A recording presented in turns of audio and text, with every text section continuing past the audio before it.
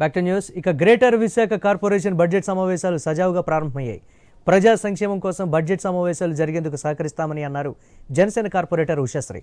Mayor అవిశ్వాసానికి సంబంధించి కూటమి ఖచ్చితంగా విజయం సాధిస్తుందని అంటున్న ఉషశ్రీతో మా ప్రతినిధి రాజు ఫేస్ టు ఫేస్. నుంచి కూడా ఈ రోజు అయితే బడ్జెట్ సమావేశం జరగబోతుంది. ఒక్కొక్కరుగా కార్పొరేటర్లు అందరూ కూడా ఈ సమావేశానికి అయితే రావడం జరుగుతుంది.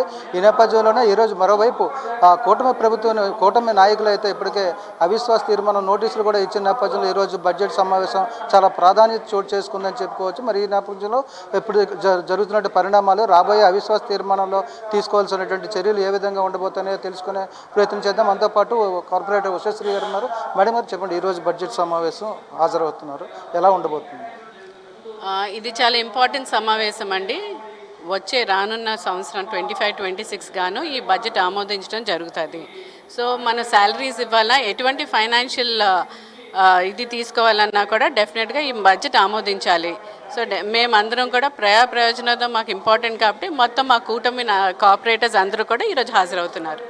అంటే బడ్జెట్ అంచనాలు ఏ మేరకు ఉన్నాయి, దీనికి నిజంగా ఉన్నటువంటి బడ్జెట్కి సంబంధించి ప్రణాళికలు అభివృద్ధి సాధ్యమవుతుందా?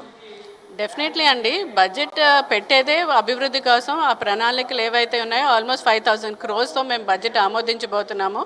ఇదంతా కూడా వచ్చే ఇయర్ 25-26కి మేము ఈ బడ్జెట్ అంతా కూడా పెట్టడం జరిగింది కాబట్టి డెఫినెట్గా డెవలప్మెంటల్ వర్క్స్ చాలా బాగా జరుగుతాయి.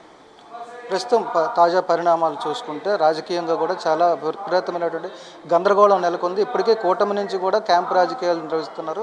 మరోవైపు వైసీపీ అయితే ఇప్పటికే అజ్ఞాతంలోకి వెళ్ళిపోయింది. ఈరోజు సమావేశం కోసం అయితే మేయర్ రావడం జరిగింది. దీన్ని ఎలా చూస్తారు? ఇది చాలా ఇంపార్టెంట్ అండి. ఇది ఫస్ట్ మనం ఒక పొలిటికల్ లీడర్, ప్రజలు ఎన్నుకోబడిన లీడర్స్ కాబట్టి ఈ బడ్జెట్ అనేది చాలా ఇంపార్టెంట్. మన అందరం కూడా we are working for the people. So next అవిశ్వాసం అంటారా, డెఫినెట్గా మా దగ్గర ఏదైతే మ్యాజిక్ ఫిగర్ ఉందో అది వచ్చాకే మేము కలెక్టర్ గారికి నోటీస్ ఇవ్వడం జరిగింది. సో రానున్న ఫ్యూ డేస్, ఇప్పటి నుంచి ఒక వారం 10 రోజులు పట్టొచ్చు. డెఫినెట్గా కూడా కూటమి ప్రభుత్వంకి ఆ స్ట్రెంగ్త్ ఉంది. మేము గెలిచి తీరుతాము ఈ అవిశ్వాసాన్ని. అంటే మీరు స్ట్రెంగ్త్ ఉంది అంటున్నారు. వైఎస్ఆర్ కాంగ్రెస్ పార్టీకి చెందినటువంటి ఎవరైతే మీ కూటమిలో చేరారో వీళ్ళందరూ కూడా రేపు అవిశ్వాసం తీర్మానంలో వ్యతిరేకంగా ఓటు వేసే అవకాశాలు ఉన్న ప్రచారం జరుగుతుంది. దాని మీద మీకున్నటువంటి సమాచారం? కూటమి ప్రభుత్వంలో జాయిన్ అయిన ప్రతి ఒక్కరు కూడా కూటమి ప్రభుత్వంతోనే ఉంటారు. ఎక్కడా కూడా ఇటువంటి మేమైతే వినలేదు ఇక్కడి నుంచి క్రాస్ ఓటింగ్ వేస్తారని.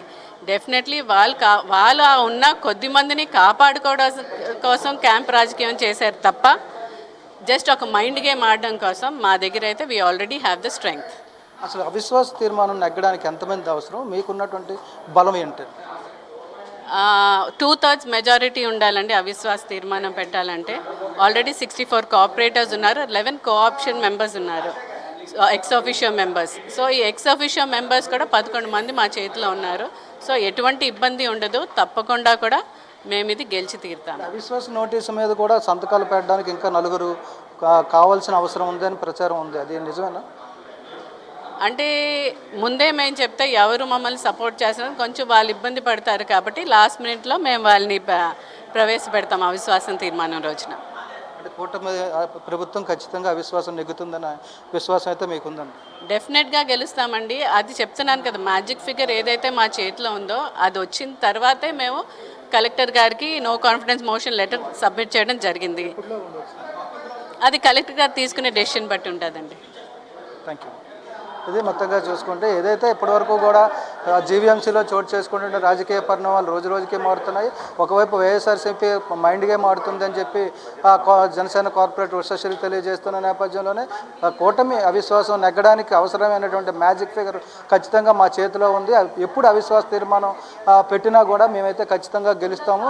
ఈరోజు బడ్జెట్ సమావేశానికి సంబంధించి ప్రజా ప్రయోజనాన్ని దృష్టిలో పెట్టుకొని ఈరోజు బడ్జెట్ సమావేశాన్ని సజావుగా నిర్వహించేందుకు చర్యలు తీసుకుంటామని చెప్పి ఉషశ్రీ తెలియజేస్తున్న పరిస్థితి. వీడియో జర్నలిస్ట్ స్వామితో రాజు, ఐ న్యూస్, విశాఖపట్నం.